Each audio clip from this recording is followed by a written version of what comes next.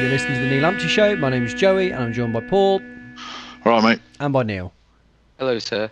Moments of the week, boys. Neil, you can start us off this week.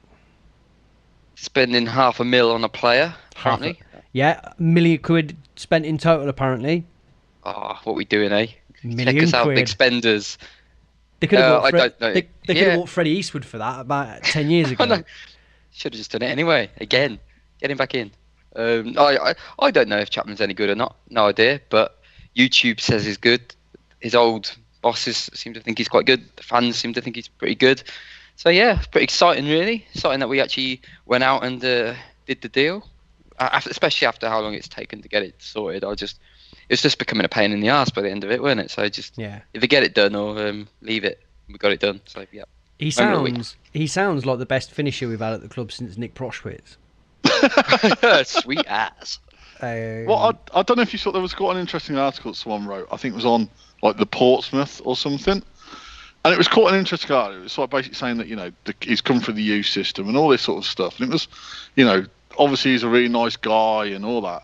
And then it sort of gave his career stats, and it was like he scored 17 in 22 reserve games. And it's like, oh, okay. And it was like he scored 20 out of 24 friendlies. Are we back in that again, are we? When Pele scored 1,000 goals, and most of them were in training. Yeah. Yes. But the thing that made the one thing that was like all that was like, yeah, okay, whatever. The thing that I found really interesting, obviously you two didn't read this. Guess what the most number of back-to-back games he's played in his career so far? 1. Slightly more. I don't know, 10 or something. 4. What? I thought he was first choice at one point. No, it said in this article, whether or not the article's correct, it basically said his longest run of first-team appearance games starting was 4. There's a huge caveat to all of that, though, isn't there? Is that he was behind Brett Pittman last season, who was one of the better strikers in all of League One, and before that, who was he behind? Oh, McNulty, of course. I understand that. I do accept that. But when you're spending £500,000 on a player, you would expect that player to be. I've no opinion on him. I've seen him for like 15, 20 minutes in a position that he clearly doesn't really want to play. Yeah. Because he was behind the striker. It didn't look right. You could see it didn't look right. We'll get onto that. The whole thing didn't look right. It's just, for me, it's like a massive gamble to spend that much money on a player that. Yeah. I don't think anyone knows how good. And we've said, and again, this is not about Chaplin at all, but it's like we've all had those players where we're like, why is he not in the first team? He's brilliant. Why is he not in the first team? And then suddenly, like 2 years later, you're like, oh, okay, that's why he wasn't in the first team. Kevin Thornton.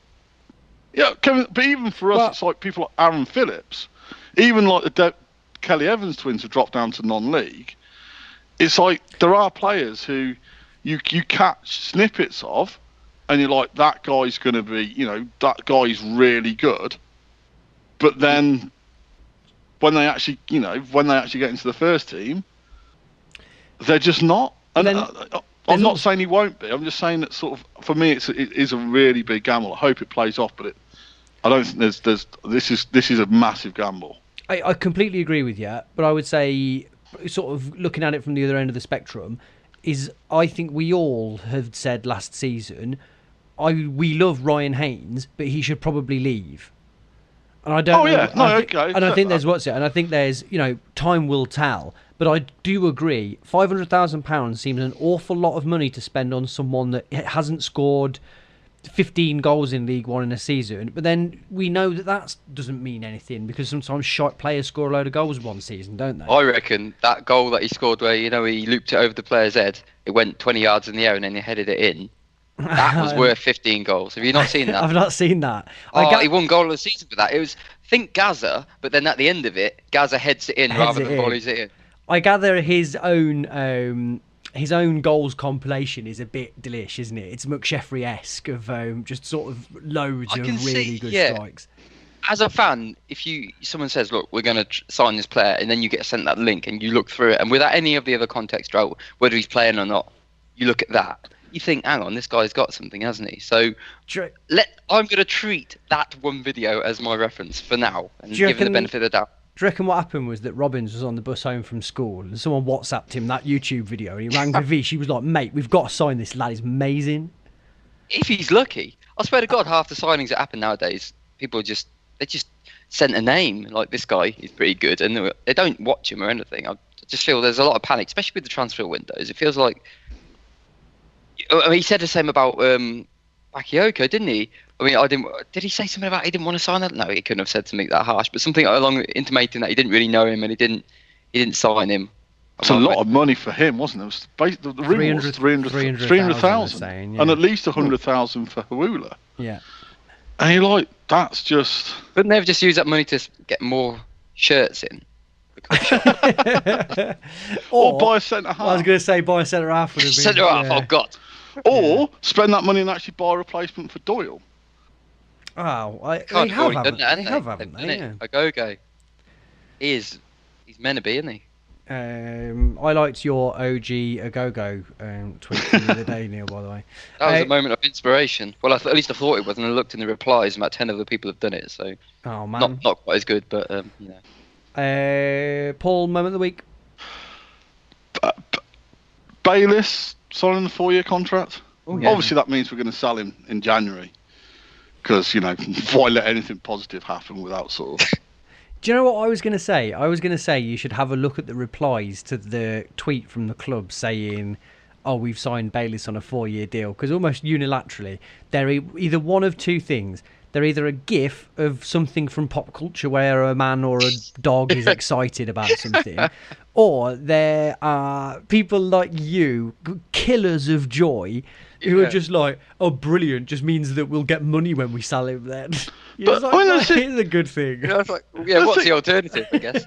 As I said, I just tweeted out, like, 90% of the signings we make, basically we're hoping to make a profit on that player. We're signing Chaplin for $500,000. We're hoping we sell him for $5 million. We got no chance.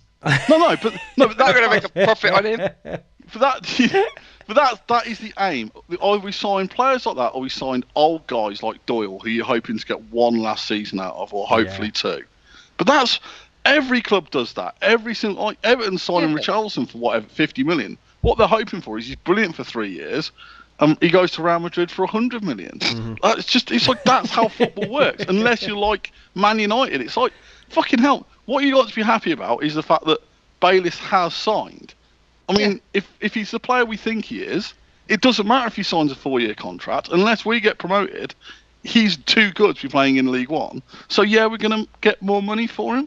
But that's just like, it's a fucking business. We've got to accept the fact it's a business. I'd much rather it that way than the other way, where we don't sign him up to a 4-year contract and then he ends up going for something. Yeah, exactly. I mean, let's say the amount of time and effort and everything that with our academy that's spent developing and nurturing this guy, and we're getting some benefit out of him now because he's playing for us. What I don't want to happen for us to have to sell him for like 200,000 or something stupid like that just because we want to try and find some money out of it. Like, let's be a little bit savvy about it. We know he's too good for this league, so unless we go up, we're probably going to have to sell him. Let's get some money from him.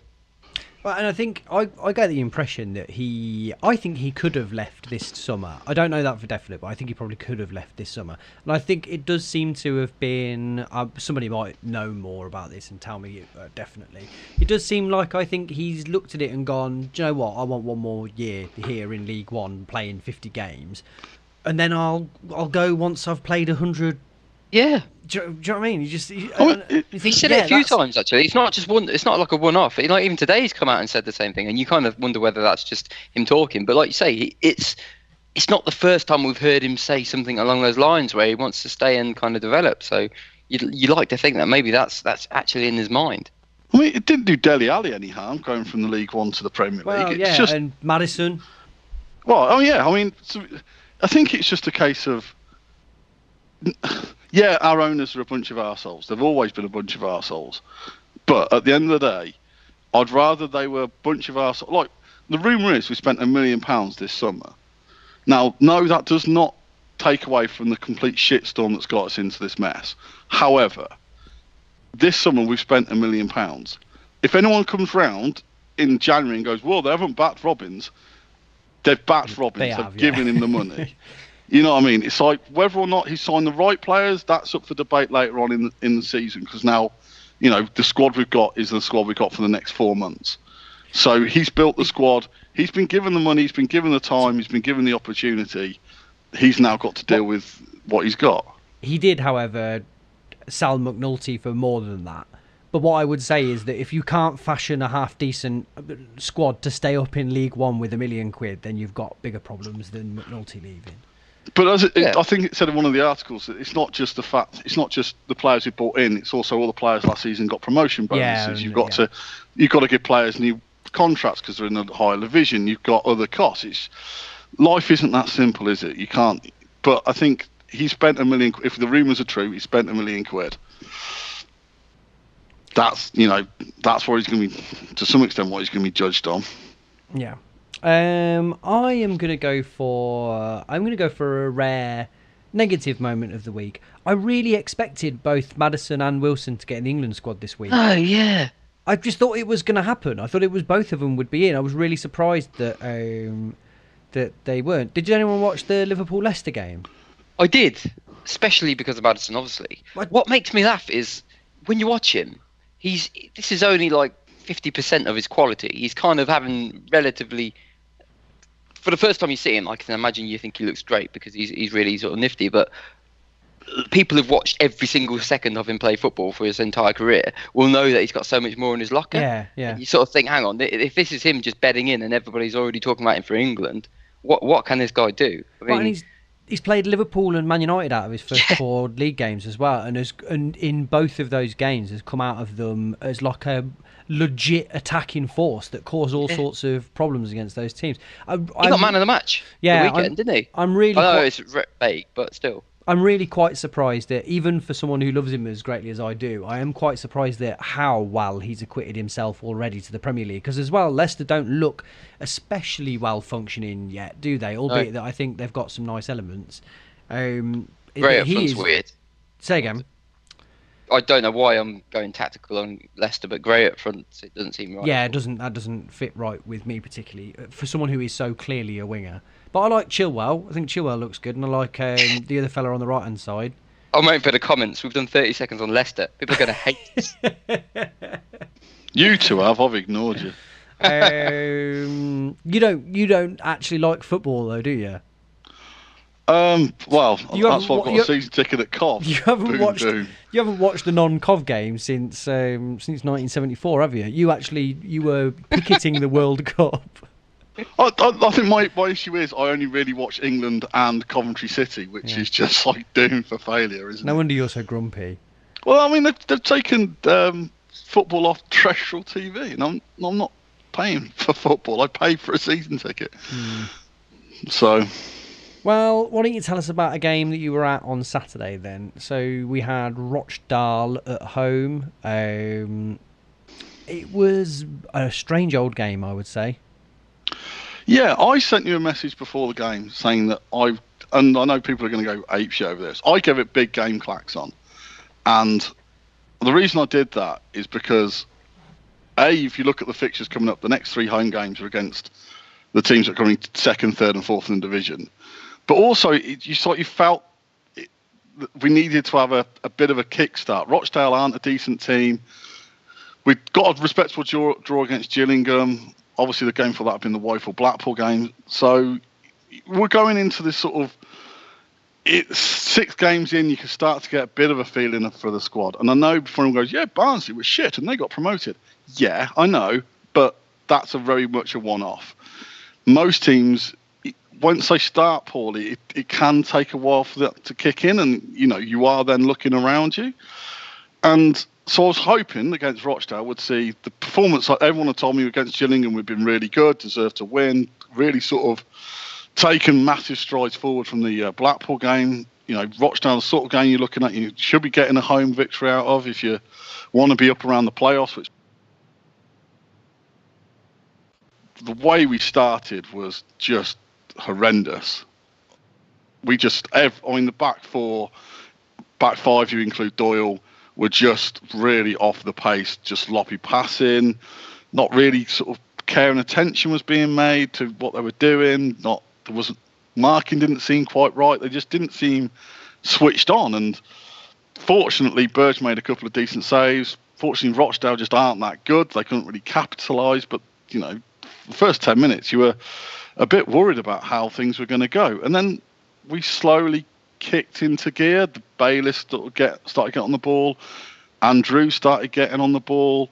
Johnson Clark-Harris, I think, for me, had one of his best games for the club, where he was playing with his back to goal. He was linking really nicely with those around him.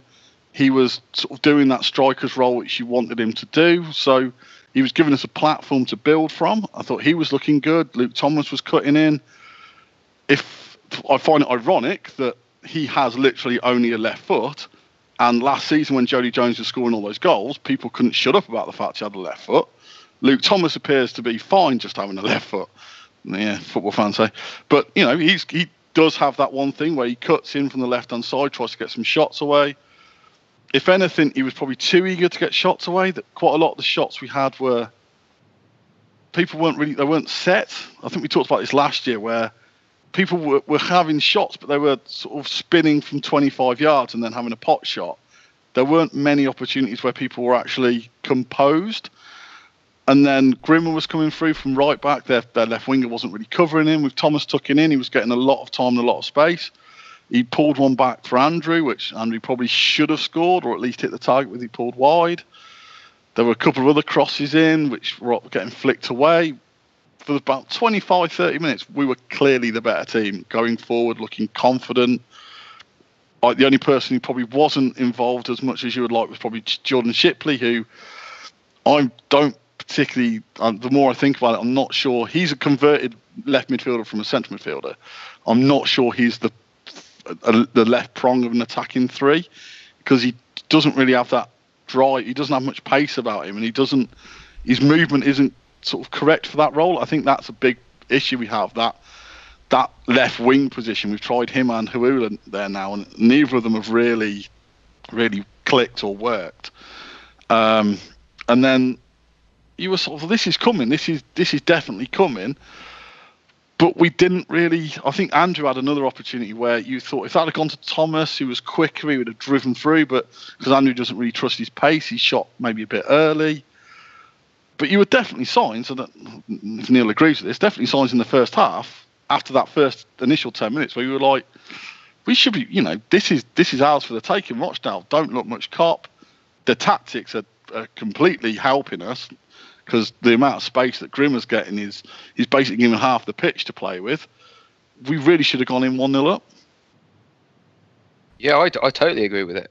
I think that is how the game went, and I think there was a lot of frustration at half-time that we weren't winning, because we were, by the end of it, we were almost cutting them open at will, and the only thing lacking was just the ability to get the ball even vaguely on target, which was just annoying, because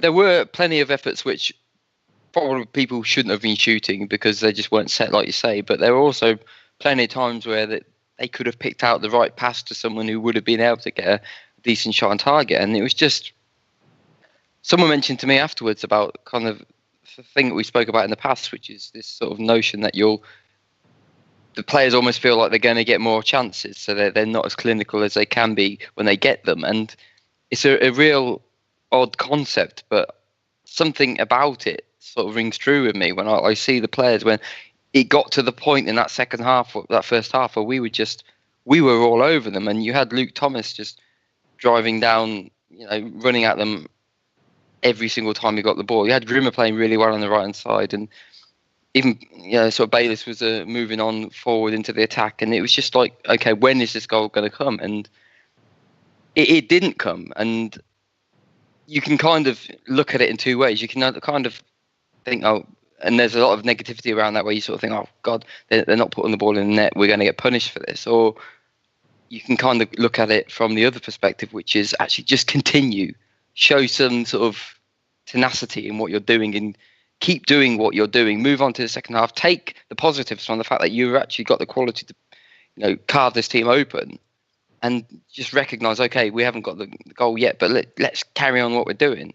And just to move us on into the second half now, I kind of feel like that is what they lacked in the second half. They kind of lacked that trust in themselves to kind of continue in the same vein. And I don't really know what the trigger was for that, whether it was kind of their own confidence, which sort of dropped, and they kind of lost that belief that they were going to be able to score a goal, and that's why they moved into the other style of play, or whether it was the other factors, which I kind of think tiredness came into it, and also what Mr. Robbins did with the team and the formation just didn't align at all with how they were trying to play. So there were a bunch of things that happened in that second half which kind of contributed to us playing totally differently. But I think the big thing that came to me was just their total kind of change in belief from their sort of free-flowing team in for most of the first half, I'd say, to the second half, where they actually just they lost that belief, and passing was an issue all the time, and then it just ended up becoming the long ball to Bakayoko, which, as much as it's an option, is it your only option every single time you get the ball? I'm not too sure. I think there were other. I mean, I don't know if you read Dominic's. I thought Dominic's piece after the game, the wrap, it was very balanced, and basically he said that since Robbins has come back to the club, we've never come from behind at home to win a game. Is that true? Yeah, but the thing is, you could. We've been ahead a lot. Yeah, I mean, yeah. So basically, it's if we concede, we basically lose, and if we score first, we win. Oh, fair enough.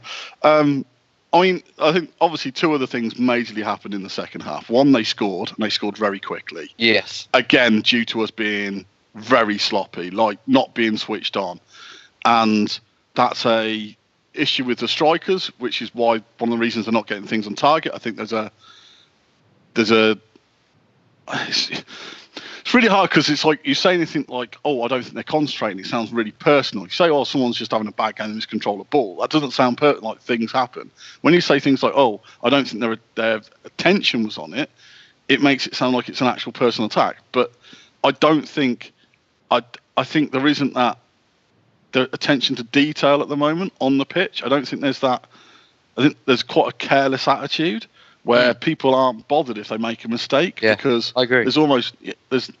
And so we went 1-0 behind, and also, to be fair to Keith Hill, what he did was he told his left winger, "You man mark Jack Rimmer," and suddenly life was a bit more difficult for us, because in the first half it was like pass. Oh, we need someone space. Oh, Jack Rimmer's free. We'll pass it to him. In the second half it was like pass. Oh shit, my options are. I don't have that easy option. I don't have that easy outlet.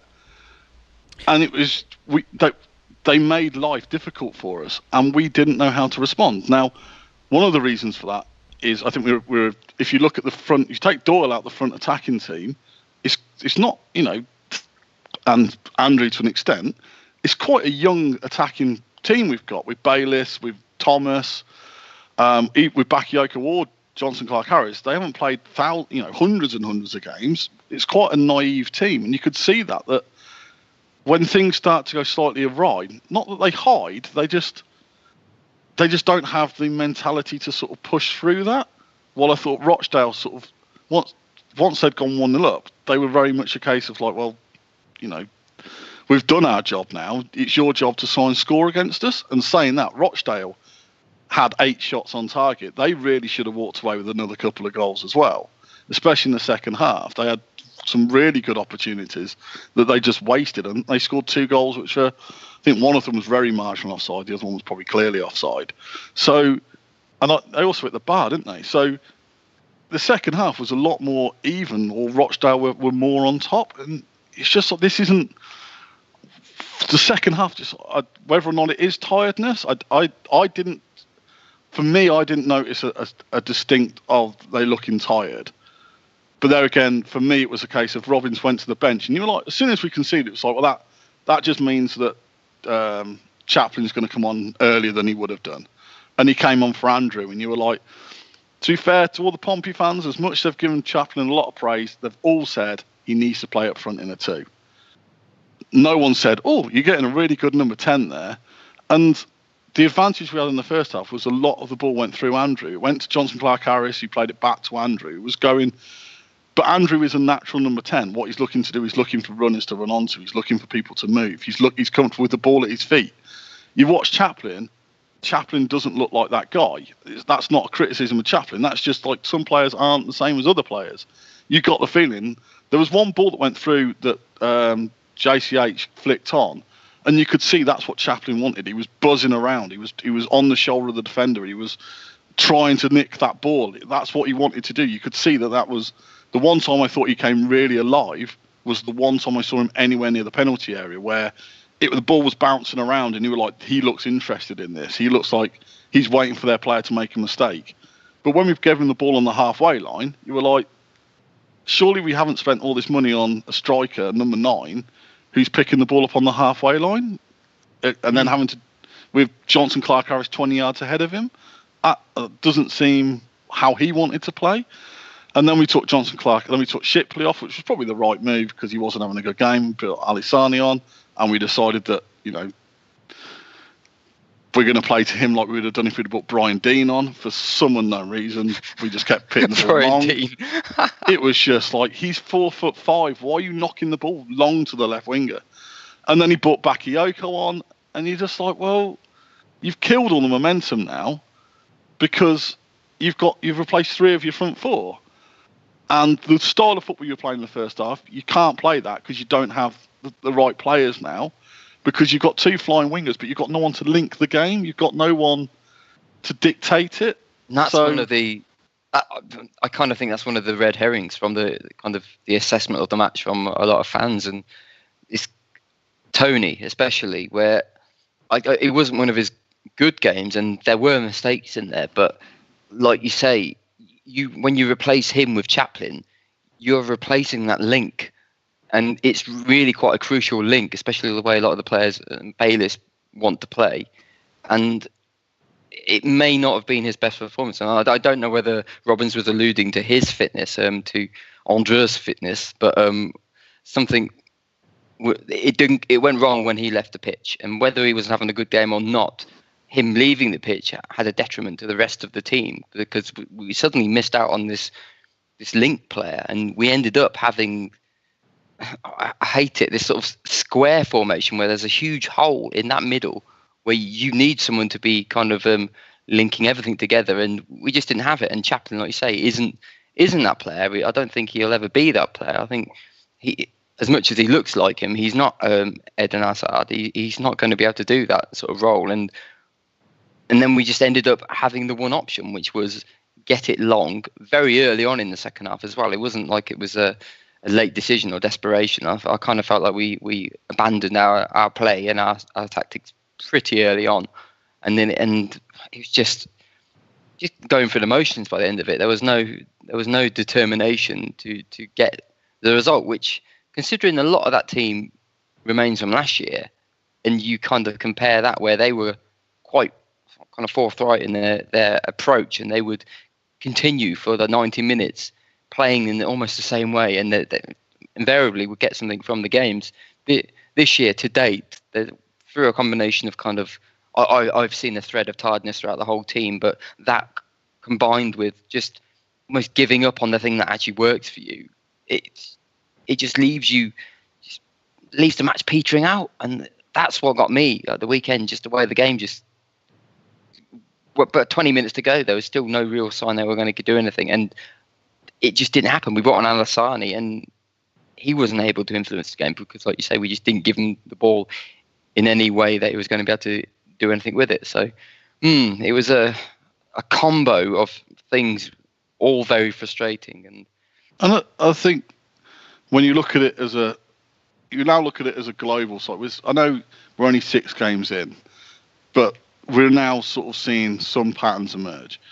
In the last 2 home games, he's changed 3 of the front 4 in both games, and we've had 10 different players playing those front 4 positions. And it's not working. That you can't have that overhaul of players and expect anything. And it goes back to something you've said a lot, Joey. It's a case of you take off JCH and you bring on Bakayoko. JCH is really good with his back to goal, wants to play, he wants to be part of the link-up. Bakayoko comes on, You can see he wants to burst through. He wants to play on the attacker's shoulder. But neither of them do what Biamu does, which is win a lot of balls in the air, which is fine. In the first half, we weren't playing long balls. So playing the ball into JCH is great. But when you've got Bakayoko who wants to run on, and you don't have an Andrew there to actually link or wants to play, you've got no one in the team then, because you've got Chaplin, who's basically all he wants to do is make runs. Luke Thomas, all he wants to do is make runs. Alasani, I didn't really see what he wanted because the ball never went to his feet. But I'm guessing he isn't, I mean, I could be wrong, but I'm guessing he's not like the person who's jinking past three players and then playing a Messi type through ball. And so you've got four players who are basically all looking for the same thing. And then you've got a 20-yard gap when you've got Bayliss who's trying to bring it forward. And then alongside him, you've got Doyle. Now, if Rochdale had anything about them, they'd have scored 3 or 4 times just by taking the ball off Doyle. Because in the first half, again in that first 10 minutes, it was sort of car crash TV. It was like, oh, just what the hell? And in the second half, you went for another spell where people were playing in the ball and he was sort of dawdling on it. And you were like, Rochdale aren't going to give you 5 minutes. You can't take that long. We can't afford you to do that there because it's a step up. And if he does that against Sunderland, they will just rob him and there will be a goal behind. That's just how it's going to work. So we either going to need to stop playing the ball to Doyle 10 yards in front of our back line, or maybe the time's come to sort of maybe move Doyle out. The Doyle issue is going to be something that's going to have to be dealt with at some point because he didn't play well. In fact, he was awful. He was awful the last time I saw him against Blackpool. And my worry is that, you remember, was it Millwall we played, where basically the ball went to, they were like, well, we know that you're going to roll the ball to Sammy Clingan, so what we'll do is basically we'll man-mark Sammy Clingan, and they scored a goal from it. You got the feeling if someone did that against Doyle, if someone went, oh, what we're going to do is just man-mark Doyle, because you're going to pass him the ball, he's going to make a mistake. We'd concede from that. It's just, that's how we play, but I don't think we can play like that. For the sake of accuracy, I think it was Brighton that did that. I think it was the fella with the 3 names, curly blonde hair. Oh, Macau Smith. Craig Macau Smith, who I think because it was pretty much straight away they pounced on that, didn't they? Neil, what would you do with Doyle? I don't think it's an issue that's going to.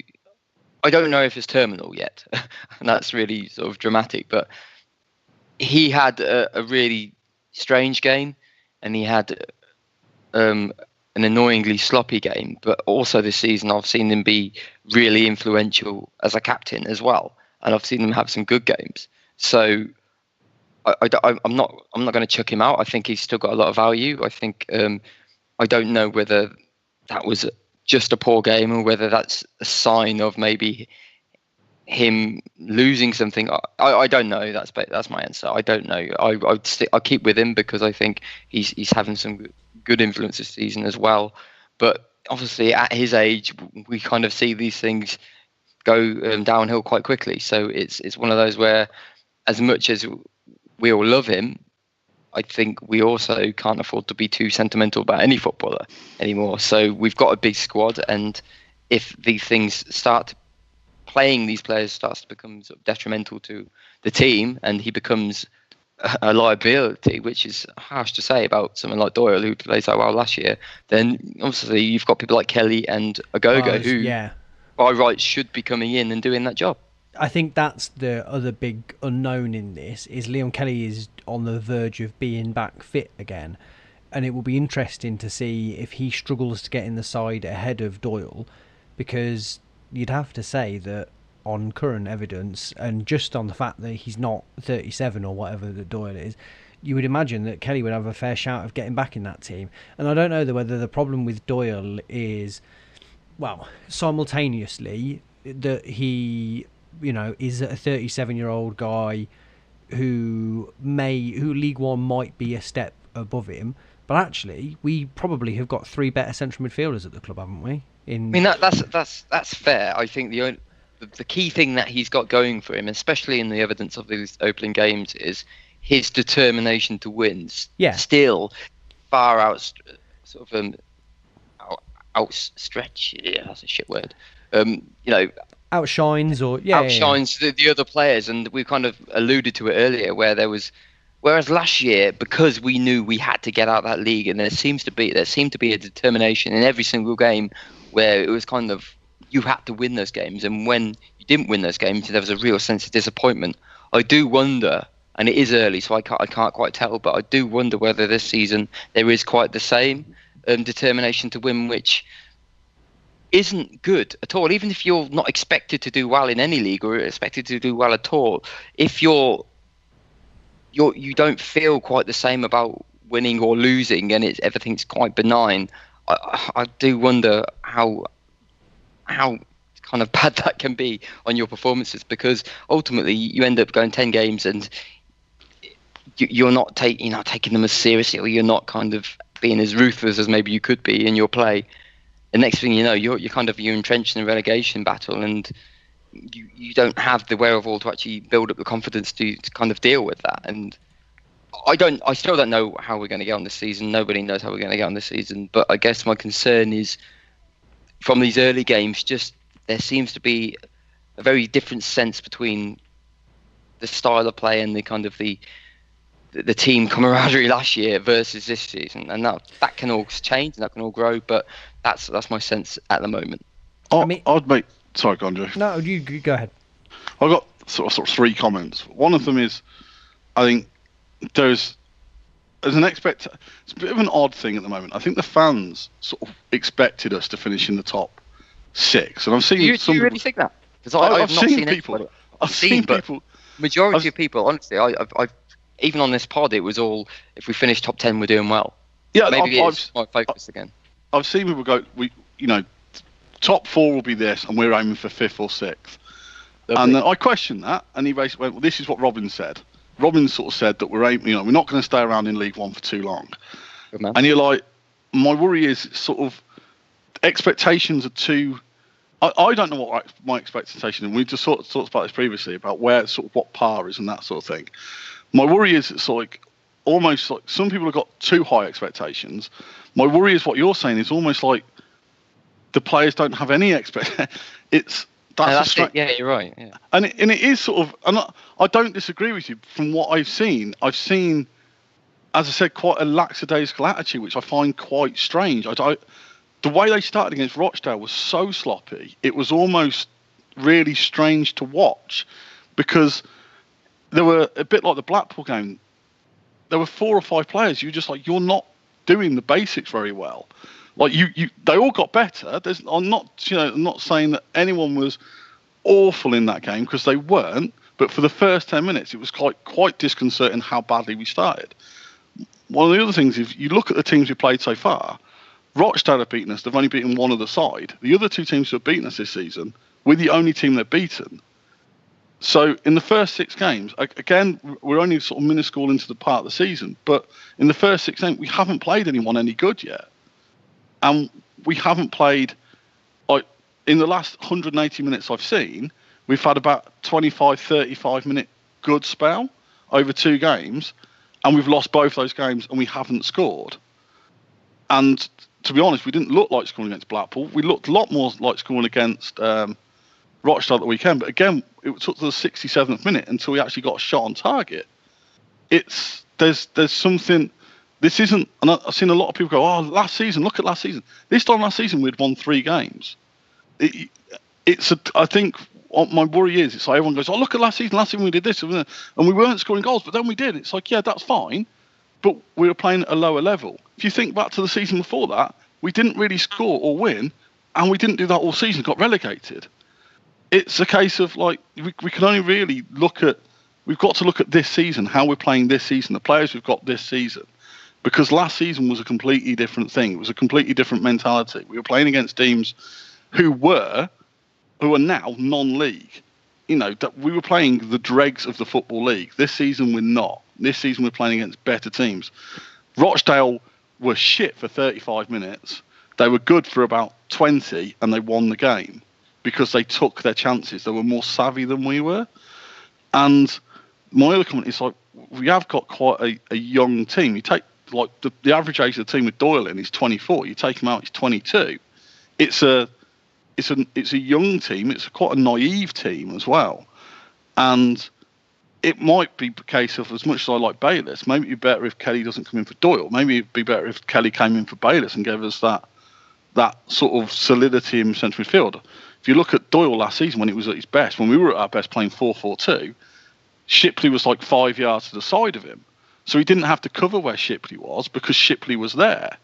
This season, by playing 4-2-3-1, you're putting a lot more responsibility on Doyle. He's got more space to cover because there's more gaps for people to attack into. And it's just like, that's a lot of work. But also when he gets the ball, he doesn't have the obvious outlets. So he's got to be more creative. As much as I've always loved Doyle, one of the things he's not particularly good at is playing 5-yard passes. It's just not, he's good at switching the ball. He's good if the game, Can we just consider how short 5 yard actually is? just to, because I mean, he's going to take massive offence to that if you do. You can't expect him to hit a ball 5 yards to a teammate. It's just not going to do it. But what I mean is, when we're attacking, and it happens a lot, when we're attacking, the ball goes out to Doyle. Doyle's fine at at shifting the ball around. When teams are on top of us and the ball goes to Doyle, he's not particularly good at. He's not someone you build from the back with because he's not got that mentality. And I know someone asked, basically, should we play Chaplin in front of Andrew? And you're like, well, that in sort of play 4-2-3-1, but basically take out the big man, which is fine. You can do that. But if you're going to do that, there were times on Saturday when we were under pressure, or we were clearing it, and Johnson Clark-Harris was getting on control of the ball, and he was basically playing defensively an attacker type thing. My issue is, if you've got 4 short guys, you can't just punt the ball aimlessly from the back. You've got to have someone at the back with the mentality to go, actually, I can build from this. Yeah, I think if you're going to have... I agree. I think if you're going to have that, you need to be in total control of the ball. So I think you need to really dominate possession. To have a 4-2-3-1 with Aguero through the middle, or similar like that. Which I'd say, and just to throw kind of a positive spin, because I know we've kind of been a little bit disheartened by that performance the other day, but the positive that I can see at this point in the season is, and I know it's only portions of matches, but I have seen in each first half us have really, really positive spells and really dominant spells, and that at least shows to me that there is kind of a capability there amongst those players that they can, even that we're saying this is a high level, for most of that first half the other day, and pretty much every first half we've had at home that I've seen, I've come away at half time thinking, hang on, this is really positive signs. We're looking a good team. We haven't broken through, and I know that's obviously always going to annoy people, but if you're looking at the broader story, which is you've got someone like Bayliss playing terrifically well, and you've got really good interplay between players, at least we're seeing that. And now, obviously, the challenge is, how do we transfer that into goals and obviously a more concerted, consistent performance throughout the entire match? And I'm hoping fitness has something to do with it. I'm hoping confidence has something to do with it, and just a little bit of kind of maybe rigour in Robinson's selections, because at the moment nobody has an idea what he's going to do. But at least I've seen us start seasons where through every single match we've just been dire. There's been no sense of equality about the team. There are at least signs that we can do better, and that's where I'm taking positivity from. How many players? Lovely stuff. I think that's probably a good place to leave the Rochdale section. So let's drop Dom in, and then we'll come back and finish up with some listener questions.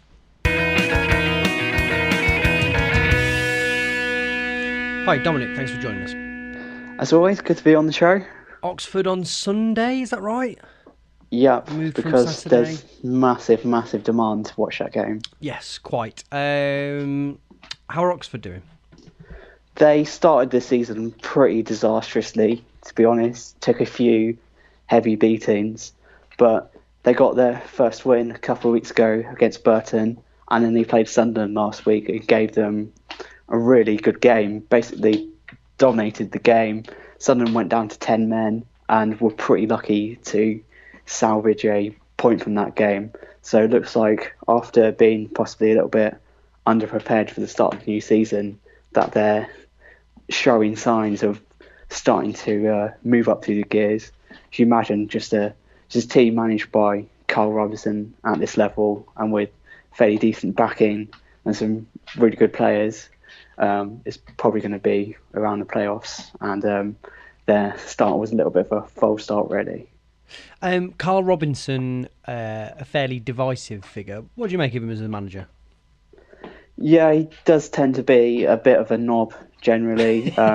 He won't be on the touchline for this game. He's picked up a 2-game ban, which seems to be sort of a theme of the start of the season. A few of the more spicier League One managers have been falling foul of these new suspension rules. Derek Adams and Steve Evans have also picked up suspensions here. But I think in terms of his style of play, he tends to be very set on that 4-2-3-1 system, very rarely deviates from it, but it's possession football. He's looking to attack, he's looking to get the ball into dangerous areas. Sometimes it just feels like maybe his structure is a little bit too rigid, where his teams don't score the goals that their dominance of the game should warrant, but when it's good, it's good.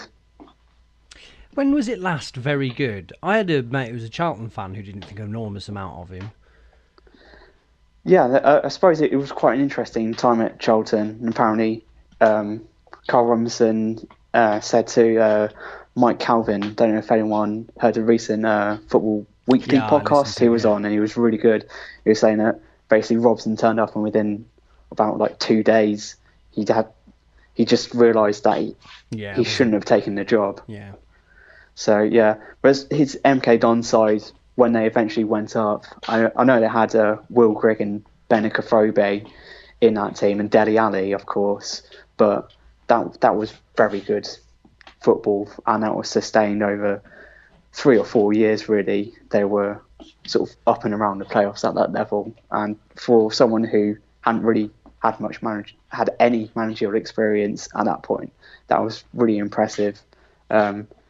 He seemed to lose his way a bit when he got to the Championship. A few poor signings, and they just didn't get going before he left when they dropped back into League One. Back to the game on Saturday then. On Sunday. In fact, yeah. Which of the Oxford players should we keep an eye out for? Yeah, they have two in particular, just really good players at League One level who have been top League One players for a number of years.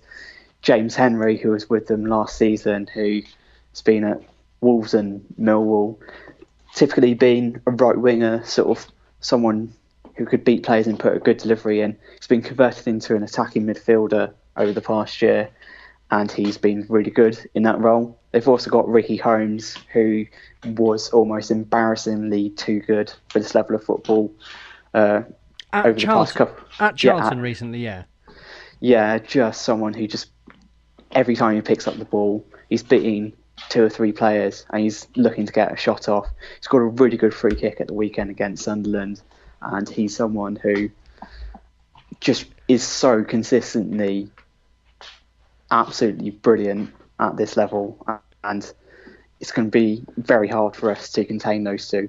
They've also got another couple of wingers in support of that. They've got Marcus Brown, who at one point was going to join us on loan during the season we eventually got relegated from League One. There's a lot of talk that we basically agreed a deal to join in January, and then Russell Slade showed up, and for whatever reason he didn't fancy it, or whatever. But he's been very good for them. He's a very quick winger. Someone's got quite good set piece delivery as well, and apparently he does like a bit of a dive, but that comes with the territory of being a skillful winger. People try to kick you, you try and gain that advantage back. Gavin White, they've signed from Northern Ireland. He's another winger, and he scored a lot of goals in Northern Ireland last season, and he's scored a goal against us already this season in the League Cup. And then midfield, they've got Cameron Brannigan, who was a big prospect at Liverpool at one point. I remember apparently Barcelona were interested in him for some reason. but he's dropped down to Oxford, like quite a few players have done in recent years from the Premier League, looking to pick up minutes and build their career back up. Think of John Lundstrom and Ryan Ledson have both gone into the Championship after using Oxford as their finishing school. They've also got a young player coming through at the moment called Shandon Baptiste, who Oxford fans are really excited about. He's another central midfield player who only really came into the side from pre-season due to injuries. He sort of come out of nowhere recently, and he's just really good. A small central midfielder, very energetic, good at winning the ball back, got a decent pass in him, and they're very, very excited about him at the moment. I think Oxford's weakness is going to be at the back, not necessarily because they have bad players at the back. Curtis Nelson's very good centre-back at League One level. Tony McMahon is someone who's got an absolutely brilliant delivery on him from right back. But just due to the style of play that they have, they tend to push players high up the pitch. They don't really have a defensive midfielder, and there's going to be space in behind if we can hold firm in defence and try and deploy a counter-attacking strategy, which can be exploited. So, although they are a team who, if they turn up and play out their best, they'll blow us away, there's half a chance that maybe things don't quite click for them. They don't really have a striker at the moment who's sort of leading the line and getting the goals from them. It's very much a team of wingers and attacking midfielders. But yeah, there is a brittleness at the back to be exploited, but it does depend a lot on whether we can hold firm in defence or whether Oxford just show up and are too good for us anyway. Thank you very much. We'll leave it there. Okay, thanks, Dom. Right, listener questions then. As usual, you guys are so bloody accurate that you've managed to cover a lot of these already. Rob Stevens asks, I'm going to go for the rhetorical ones and skip over them as we go. Rob Stevens asks, on a scale of 0 to Noel, how miserable do you feel about our prospects for this season now we've played a few games? Covered. Lee Bradbury asks, does dropping Doyle leave us without a leader on the pitch, or do our recent performances show that he isn't providing good enough influence and keeping our heads screwed on? Again, we're just amazing that we preempted that. This one I think is interesting from Neil Johnson. I'm going to throw this to Neil. Although Bayliss is 100% baller, is he in the team based on his potential, as his last 2 or 3 performances in the middle have been poor? In brackets, IMHO, which stands for in my hands other. Yes. No, I don't agree, actually. I think, him dropping deep has offered us something different, and I think he's played really well in the recent games. There's always an argument, and I go back to the Ben Stevenson argument, where you kind of look at that player in isolation, very good, versus could you create a better team without them? That is an argument. I don't subscribe to it. I think he's that good that we can't afford to keep him out of the team. So I pretty much disagree with everything that's been said. Sorry, Neil Johnson. I tell you what bit of it I agree with is I think that obviously Paul gives Grimmer a kick in, even if he has an undisputed 8.5 out of 10 performance like he did on Saturday or whatever. But conversely, I think we're all Team Bayliss, aren't we? And so I think he probably gets a softer ride. I thought on Saturday, I thought his delivery or his final product or whatever was almost unilaterally poor. But I also don't think that anybody in most of League One would have had the vision and the ability to get himself into the positions and try the things that he was trying. I don't think it makes him a bad player. I just didn't think that things were coming off for him as well. And I think that what I agree with you on is I think he is much more of a threat from deeper than he is further forward. I think he tried an awful lot of stuff on Saturday, and I don't think it all came off. But I think that deeper position allows him to do it. I've seen other people say that he's not. Oh, in fact, it's one of the next people. Mark Bosworth says, while Bayliss undoubtedly has skill and a good eye, he's not strong enough and gets swept aside. He's not a tackler. That's what I don't agree with, really. I think that he is really tough, especially on the ball. I think he's almost entirely unshakable on the ball. And I think that's... If you look through the sort of evolutions of players in the last sort of 20 years or whatever, it's the move from 4-4-2 with two big ugly strikers and or a big man and a little man to that kind of number 10, and then as the years have gone on is that you've got sort of a number 10 and then like your overall central actual real life central midfielder being able to do a lot of different things. So it's not just that you have to have two sitting midfielders or whatever, and I think that's what Bayliss is so good at, is having that all-round game about him. And I think you aren't carrying a luxury by putting him in the middle, which is what's so astonishing about him, I would say. And I think your earlier point, just about he's trying things and he's having the vision, just to throw my mantra from last season into this one, around not expecting perfection and kind of judging them as a whole. And him as a whole, there is so much good in what he does. I'm quite happy to afford him some failed passes, and I'm happy to afford him some mistakes, because actually removing from the team and you remove a lot of the good, well, loads of the good stuff as well. And it's kind of, I don't care if they're making mistakes. I'll take mistakes all day long, as long as I'm getting quality as well. I think that's the difference between him and maybe someone like Doyle, is the fact that you get the feeling in 10 games time his mistakes will be reduced. He will just get his... And even if they're not, it doesn't matter. I honestly don't think it doesn't matter.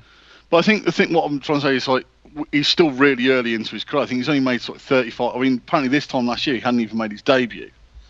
And I think it's a case of, with him, you get the feeling that as he progresses in his career, the things that he's doing wrong now, he's not going to do wrong in like 10, 20, 30 games. It's just because he's going to naturally get better. He's going to work out what does and doesn't work. When, at the moment, I think sometimes he does overcarry the ball. I think that will reduce, because I think he'll become more aware of when to release it, what point to actually start looking at, what sort of, when to sort of do certain things. And I thought that he did make some mistakes on Saturday, but I don't think any of the mistakes he made were sort of... No, they were... it was inaccuracy as opposed to mistakes, weren't it? That was it. It was almost like he was trying to hit too many winners, but they were just going out. Yeah. The rest of the rally, when he was just basically keeping the ball in play, he was fine. And that was that. I think one of the things, like one of the people said, he got a couple of times he managed to sort of shrug people off. You thought, oh God, he shouldn't be doing that in our third, and then he'd brush players off and carry the ball away. I think there is a question about this. I think one of the issues is, I don't think him and Doyle, or possibly anyone, the players we've got, fit in a 4-2-3-1. I think it's having that central midfield partnership. I think I'd prefer to see him maybe in a 4-4-2 and be given a bit more license to be sort of the old style, sort of just attacking midfielder from that role, because and you sort of have a bit more stability in a 4-4-2. But I think I agree completely with Neil. I think the problem is, if you take him out, then what he brings, we don't have anyone else. It's not like we're bringing in someone who's as good as him, who brings what he brings and something else to the party. And the problem is, he's the only one like that. So if we're all sort of happy that we don't play with two defensive midfielders, then I think you're going to have to accept the fact that his weaknesses are definitely outweighed by his positives, but his weaknesses are probably could be more detrimental to us conceding goals, but his positives should hopefully be more beneficial to us scoring. The curious thing for me is that, given that we've got two fullbacks, or four fullbacks, two on each side, who have engines capable of getting up and down in such a way as they do, that we're not playing either 4-3-3 or that we're playing that sort of Chelsea-ish formation with the wing-backs, because I think we've got a really lovely three-man midfield. I think you could play Shipley, Bayliss and Doyle, or Agogo or Kelly. I think you've got players that could really well fit that formation, and especially so once Jones is fit again. And then you'd play Jones or Thomas or Alassani on either side of whoever you choose as a central striker. I agree with you. You lose Tony, don't you? Well, but there you go. And I think that's where I think he's struggling at the moment because he wants to find a way to fit him in. And I don't think you can play him and Bayless. I think is the crucial bit. The decision really is: do you play 4-2-3-1 and have a number 10 fulcrum like that, or do you have Bayless doing the same job but from deeper in the pitch? I'm not convinced. I think, well, possibly, but I think that it needs to have some cogency about it, and it doesn't, because at the moment you don't have. The way that Andrew I see working is when he's got Alassani and Jones ahead of him either side, looking to make darting runs inside into the box, and that he tries to spring them in that way. But that with Shipley on one side, that's not the best use of a number 10, is it? Because he's not going to try and break the lines. It just didn't ring true to me, that one. I think the other thing with Andrew is just purely. Andrew just feels like it's a case of. I know everyone said if he'd have been fit last season, we'd have got promoted champions, and you're almost like. I think we'd have had this issue in League Two. I think sometimes you just have. It almost might be better if we just didn't have Andrew at all. Does that make sense? Oh, I definitely get what you're saying, because it's a strange one, because you almost have to manufacture a team which doesn't function in order to fit him in, and it's a shame because you see absolute quality in that guy, but it's almost it shouldn't be at a detriment. But like you say, if the connections just aren't there, what do you do? And then you end up just playing lots of good players within kind of an ill-functioning formation. And it's always that thing that's like, oh, if you could sign anyone in the world, who would you sign? And it's like, if you're in League One, you would never sign Messi because the rest of the players are so beneath him, it doesn't help. And we've already got Chaplin, so yeah. And it's sort of, and then sorry, my final point on this. It's like the problem is when you're playing with people like Chaplin, with Andrew and Bayless. The problem is what you need is sort of a consistency of sort of more making fewer mistakes because it's so intricate. It's got to be more spot on. And the problem is we're at League One. The players are going to make more mistakes. I think you'll find it's actually spotter-honor. Spotter-honor. And it's just like that's where it breaks down just to the fact that Bayless will play a really good pass, but it'll be Andrews trying to just miscontrol. Or you see what I mean? It's just you're looking for too much perfection out of players who aren't that good at this moment in time, or aren't. Then the ball goes to Shipley, who's just miscontrolled it. It's that you need that sharpness from like 6 or 7 players, not just 1 or 2. I'm going to rattle through these final ones. Matt Rainbow asks, do you feel Robbins knows his final ideal starting 11, or is he trying to make the players he's got fit the system he wants to use? Covered. Laurie asks, if you had to, how many wheels would you say are left on the metaphorical Coventry vehicle at the moment? I think you're being quite rhetorical there. Sky Blue Social asks, is Bevan worth a recall? Paul, I'm leaving that one with you. I think what we need is an 11th option for our front four. Yeah. Well, and on that point, Charlie Harris very quickly asks, what was the point in signing Hiwula? I guess you'd have to ask Robbins. Okay, we are done, I think, unless anyone's got anything they desperately need to plug. No. That's a no. We'll be back next week to talk about Oxford. And have we got a game midweek next week? Yeah, we've got Arsenal in the Arsenal's under 21s and Tuba Akpom. So no, then, is the answer to that. Paul, thank you very much. Cheers, mate. Neil, thank you very much. Bye-bye. We'll speak to you next week. Bye.